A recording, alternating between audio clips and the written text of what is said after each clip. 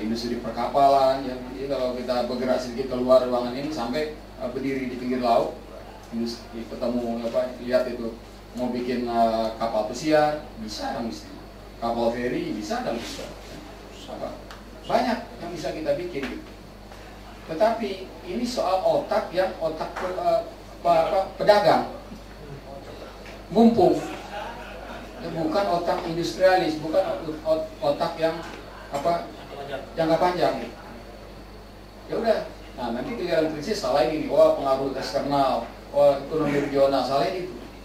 Ya. Kita harus berani memilih, gitu. Dan itu tidak harus otomotif, banyak peluang lain.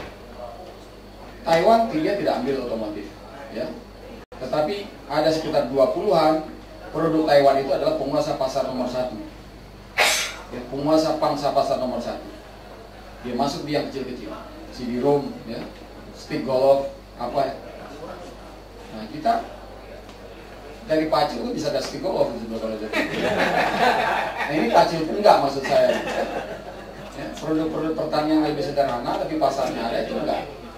Ya. Jadi ini soal mau menghidupkan ekonomi yang punya yang bermutu atau tidak. Gitu. Nah kita ini ya kalau nggak jual harta itu ya sumber daya alam, ya ini jadi penerima fee begitu. Ya rente, ekonomi rente gitu. Ya. Ini yang masalah besar dari bangsa kita itu. Masalah besar dari dalam strategi pembangunan kita itu.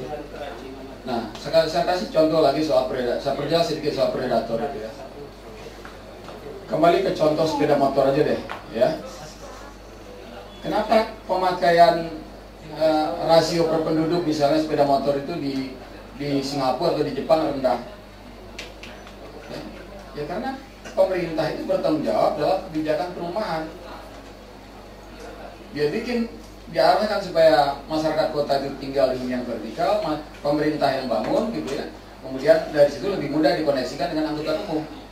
Jadi, kalau kita, pemerintah nggak ngurus itu, diserahkan ke pasar. Ya. Lahan-lahan strategis biar diambil siapa investor yang paling kuat yang tidak. Masyarakatnya kita pinggir, cari tanah yang nyempil-nyempil, kalau yang mobilnya dikit gitu kan. Nah, kalau ada yang dari KPR BTN tinggal lagi ke Bojong sana, Parung, sampai sekarang di kaki Gunung Salak. Nah, sekarang dengan pilihan lokasi tempat tinggal yang seperti itu, masyarakat itu tidak sadar kalau masyarakat itu kemudian akan dimangsa oleh sebagai konsumen yang halal sebetulnya dia bisa hindari. Mulai dari apa? Sebagian fungsi dari alat komunikasi terjadi karena kita waktu interaksi masih sedikit dengan orang-orang dekat kita. Maka perlu 2 HP, perlu 2 nomor. Kadang-kadang begitu. Karena jarak rumah dari tempat kerja makin jauh, maka perlu sepeda motor. Kalau nggak apa? Ojek aja udah berapa? Dari ojek ketemu angkot, dari angkot baru naik kereta atau naik bus, turun ditunggu lagi oleh ojek atau bajai. Ya. Nah di negara itu nggak gitu. Orang dari jalan kaki dikit dari bloknya berapa puluh meter, ketemu bus, turun sampai di kantor. Ya. Nggak perlu keluar ongkos ojek, naik angkot, dan seterusnya naik bajai, turun naik bajai, naik angkot lagi. Nah karena itu, karena itu menjadi kebutuhan, walaupun duit nggak cukup, ya ada yang nawarin kredit. DP-nya rendah, ada yang nol lagi DP. Maka digadaikanlah masa depannya 10 tahun, atau 2 tahun, 3 tahun kan. Nah ini ada SK pegawai kasih. Tapi yang di rumah dihemat.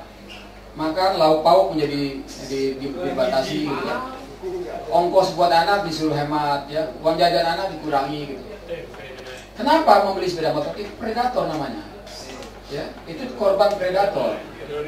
Sama juga dengan kita, ya kemudian ada yang agak naik sedikit kemampuan, ya dia kredit mobil atau dia beli mobil bekas, begitu. Kenapa? Ya karena memang transportasi umum nggak melayani, nggak bisa. Gitu. Jadi ada kebijakan perumahan yang membuat yang menggiring masyarakat ini menjadi korban predator. Ada kebijakan transportasi Dan itu kelihatan beda kok ya, di negara-negara yang Pancasilais. Ya, negara lain itu lebih Pancasilais. Di Singapura kita itu di Taiwan, di Seoul, di Taipei, terasa di sana lebih Pancasilais. Ya. 4 pilar itu ada di sana.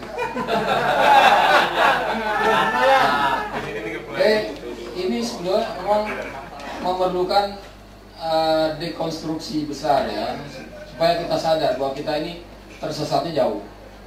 Ya. Jadi kalau saya kadang-kadang sangat keras, orang menafsirkan kadang-kadang bilang sarkas. Karena beda sarkas dengan keras. Keras dengan alasan yang sangat kuat itu wajar. Ya, karena kebobrokan ini membentang lengkap begini, ya nggak mungkin langsung ini salah gitu.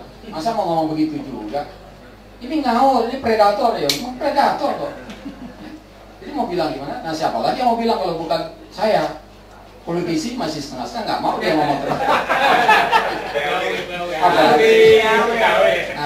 Apalagi yang sedang nyalek itu nggak bisa. Nah apalagi pemerintah, ya begitu. Ya. Jadi kita memang harus sering-sering bentuknya yang kuliah begini. Terima kasih. Terima kasih. Mau nambah juga. Ini teman-teman, tolong sambil merenung karena saya juga merenung.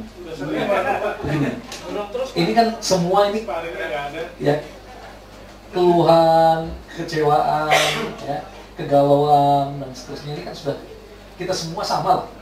Ya. Saya di kampus ngajar juga begitu dan seterusnya. Terus solusinya apa? Gini, kan ada 6 kemungkinan. Ya. Kemungkinan yang pertama revolusi sosial. Contohnya terjadi di Kyrgyzstan, ya dan seterusnya, Tunisia dan seterusnya, Arab Spring sebagainya. Yang kedua kudeta. Ya. Ada kolonel yang luar biasa kemudian menyelamatkan. Yang ketiga Ichikosaku bro. Dimana-mana kita berdoa secara kolektif masih. Dan yang keempat, Presiden dengan dukungan TNI dan Polri menetapkan dekret Presiden seperti yang dilakukan oleh Bung Karno 5 Juli. Kembali ke Undang-Undang Dasar dulu, kemudian baru dari sana dibentuk Komisi Konstitusi untuk membuat amandemen secara menyeluruh, ya, tidak piecemeal seperti kemarin. Yang keempat, reformasi birokrasi dan sistem pemerintah. Jadi pelan tetapi panjang. Ini yang dilakukan oleh sekarang kan, ada pendidikan ini, ya, ada GCG, ada yang keenam, ya, autopilot. Semua undang-undang dari yang ditetapkan oleh PBB dan seterusnya kita ratifikasi aja. Itu yang kritikan kepada presiden kan autopilot. Nah, pertanyaannya, apakah ada opsi di luar 6 ini? Paling gampang istighosah aja, Pak. Oke, terima kasih. Banyak berdoa ya. Terima kasih.